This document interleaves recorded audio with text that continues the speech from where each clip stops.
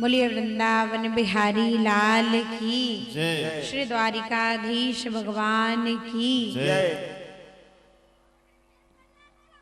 आइए हम सभी कथा क्रम में आगे चलते हैं। भगवान का प्रथम लग्न की चर्चा भागवत जी में आई है। फिर भगवान के अन्य विवाहों की भी चर्चा आई। दूसरा लग्न भगवान का जामवंती जी के साथ हुआ, फिर सत्यभामा जी के साथ हुआ, फिर कालिंदी के साथ हुआ, फिर मित्र वृंदा के साथ हुआ,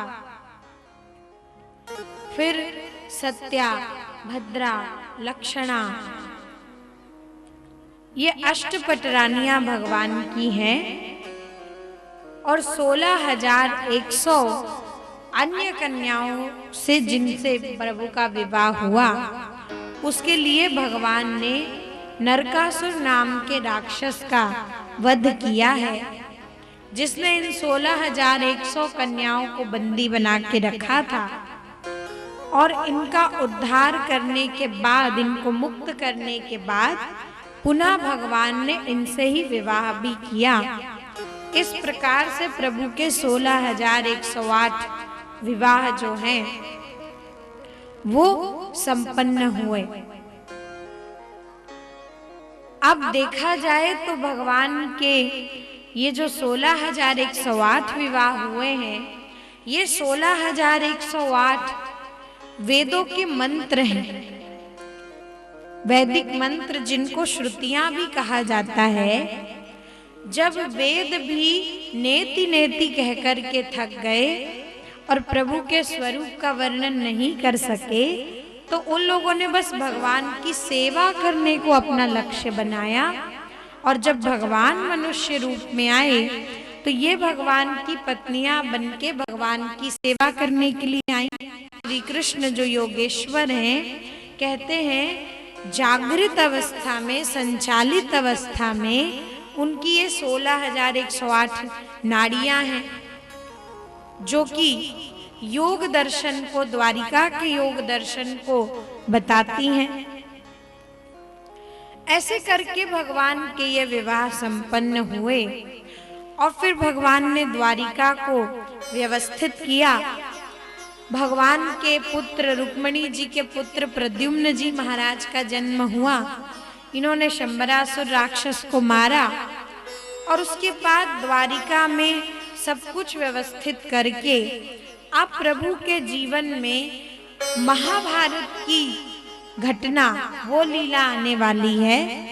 तो भगवान हस्तिनापुर से जुड़े, इंद्रप्रस्थ से जुड़े, और जब वहां पर युधिष्ठिर जी ने राजसू यज्ञ किया तो भगवान इस राजसू यज्ञ में पद समझना। एक दिन हमने ये चर्चा करी थी कि जैसे पूरी धरती का चक्रवर्ती सम्राट होने का जो मतलब है, वो ये नहीं है कि एक व्यक्ति पूरे धरती पर शासन करे। हमने ये चर्चा की थी। उसका मतलब ये है कि एक केंद्र है, एक केंद्रीय सत्ता है पूरे धरती के शासन की, वो ये भारत देश है। यहाँ चक्रवर्ती राजा रहता है, सम्राट निवास करता है, लेकिन वो कहलाता पूरी धरती का राजा है। उसके अधीनस्थ कई राजा अलग अलग देशों में शासन करते थे। ये हमारी कथाओं की डेमोक्रेसी है कि ऐसे ही राज्य चलता था। तो चक्रवर्ती सम्राट का केंद्र होता था भारत, और वो कहलाता पूरी धरती का राजा था। अलग अलग लोग अलग अलग जगह राज्य करते थे, वो सब अकाउंटेबल होते थे सम्राट के प्रति, चक्रवर्ती सम्राट के प्रति। तो हमने इतनी बात की थी। पर कौन सा व्यक्ति चक्रवर्ती सम्राट होगा, इसका निर्णय कैसे हो? तो अब ये डेमोक्रेसी जो है आज की ही नहीं है, हमारे पुराणों में, कथाओं, शास्त्रों में भी गणतंत्र था। अब बात यह है कि जब कभी हमको टाइम मिले और हम पढ़ें समझें तो हमको समझ में आएगा। जैसे आज हमारे देश में चुनाव होते हैं, इलेक्शंस होते हैं, उससे प्रतिनिधि चुना जाता है, इस बात को समझिएगा। तो ये जो राजसूय यज्ञ, अश्वमेध यज्ञ, ये जो यज्ञ होते थे ना, वास्तव में ये कोई यज्ञ ही नहीं, बल्कि ये उस गणतंत्र के एक इलेक्शन प्रोसेस का हिस्सा है। राजसूय यज्ञ का, अश्वमेध यज्ञ का नियम तो सब लोग को मालूम है कि एक घोड़ा छोड़ा जाता था, जो राजा यज्ञ करता था उसके घोड़े को कोई पकड़ ले तो उसको लड़ने आना होता था। राजसूय यज्ञ का भी एक नियम होता है कि राजसूय यज्ञ करने से पहले कोई भी राजा जिसको चक्रवर्ती सम्राट बनने की इच्छा हो पूरे धरती की, तो वो ये घोषणा करता था कि मैं राजसूय यज्ञ करने जा रहा हूं। और राजसूय यज्ञ कर लेने के बाद, संपन्न करने के बाद उस राजा को चक्रवर्ती सम्राट का पद मिलना ही मिलना है। तो वो सब घोषणा करवाता था। पूरी धरती के राजाओं को एक संधि पत्र भेजा जाता था, एक समझौता पत्र भेजा जाता था। उसमें उस राजसूय यज्ञ करने वाले राजा की इच्छा होती थी कि मैं ये यज्ञ करने जा रहा हूं और आप सभी समझौते पर हस्ताक्षर कर दें कि आप मुझे सम्राट के पद पर स्वीकार करने के लिए तैयार हैं। और जो भी राजा इस समझौते को नहीं माने, मतलब वो उस राजा को चक्रवर्ती सम्राट नहीं मानेगा, वो उसके अधीन शासन करने के लिए तैयार नहीं है, तो वो फिर उससे युद्ध करे। और युद्ध में अगर जो राजा ने समझौता पत्र रिजेक्ट कर दिया है वो हार गया, तो बलपूर्वक चक्रवर्ती सम्राट उसके राज्य को अधीन करेगा। और अगर जो राजा यज्ञ करने की इच्छा रखा है, जो बनना चाहता है, वो हार गया, तो वो भविष्य के लिए रिजेक्ट हो जाएगा, कभी भी वो इस यज्ञ को दोबारा नहीं कर पाएगा। उसको फिर वो इस योग्य नहीं, एक ही बार तो योग्यता सिद्ध करनी पड़ती थी, तब जाकर के चक्रवर्ती सम्राट का पद मिलता था। तो ये एक डेमोक्रेटिक प्रोसेस ही है, पर जब हम उसको समझते हैं तब जाके बात हमारे दिमाग में घुसती है। पूरी धरती का एक राजा कैसे सब लोग और भी अलग अलग खंड में राजा होंगे, वो एक को कैसे मान लेंगे। तो ऐसी ये एक प्रक्रिया होती है।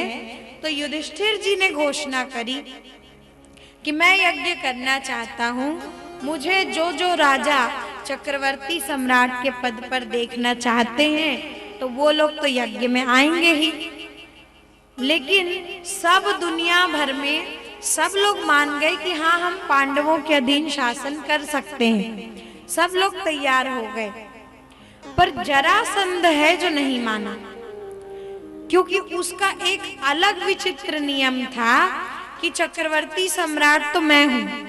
उसने अलग अलग राजाओं को जो बंदी बना रखा था, उनकी राज्य संपत्ति को छीन रखा था। तो वो ये कहता था कि मैंने जब जीता है अपने बल से किसी राज्य को, तो मैं अपने आप में घोषित सम्राट हूँ, मैं किसी दूसरे को नहीं मानूंगा। तो ये जरासंध नहीं माना, बाकी सब लोग तो मान गए। तो अब युद्ध करना होगा। तो भगवान आए थे इस यज्ञ में, तो प्रभु केवल यज्ञ में ही नहीं आए थे, वास्तव में वो युधिष्ठिर जी का और पांडवों का मार्गदर्शन करने भी आए थे। इसलिए अपने साथ विशेष तौर पर भगवान उद्धव जी को साथ में लेके आए थे। उद्धव जी महाराज जो द्वारिका के प्रधानमंत्री हैं, और वो ये जानते हैं कि जरासंध कभी भी पांडवों के अधीन शासन करने को स्वीकार ही नहीं होगा। तो इस समय भगवान ने उद्धव जी से पूछा, बोले अब हमको क्या करना चाहिए उद्धव जी, ये बताइए। उद्धव जी बोले प्रभु वैसे भी हम पहले भी 17-18 बार लड़ाई कर चुके हैं और युद्ध में हमको कुछ मिलता नहीं है, केवल हमारे सैनिक मारे जाएंगे और ये जरासंध से युद्ध करना थोड़ा खतरे का काम है, क्योंकि ये बलशाली तो है ही, अनेक राज्यों की सेनाओं को अपने कब्जे में कर रखा है। तो हम अगर द्वारिका के सैनिक केवल लड़ने के लिए भेजते हैं तो युद्ध में इससे जीत पाना मुश्किल है।